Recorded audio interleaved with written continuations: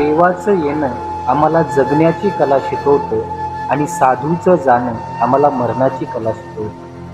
देवाचं येणं art of doing, साधूचं जाणं art of dying. This is a completely art of living.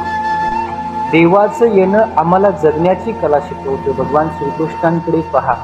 Krishna जन्माला येण्याच्या अगोदरपासून तो दुःख भोगतोय. जन्माला येण्याच्या अगोदरपासून त्याला मारण्याची तयारी चालू आहे.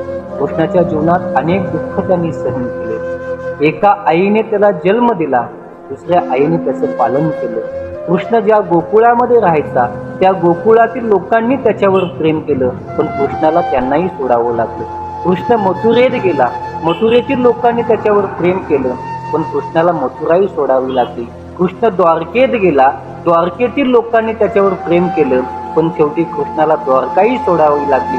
कृष्णाच्या जीवनात अनेक दुःख आली, अनेक संकट आली, अनेक समस्या आल्या, पण चेहऱ्यावरचं हास्य तसूवरी देखील कृष्णाने कमी केलं नाही. त्याला कृष्ण असं म्हणतात. कृष्ण या शब्दाचा अर्थच आहे आनंद. कृष म्हणजे असणे, न हा शब्द निवृत्तीवाचक आहे.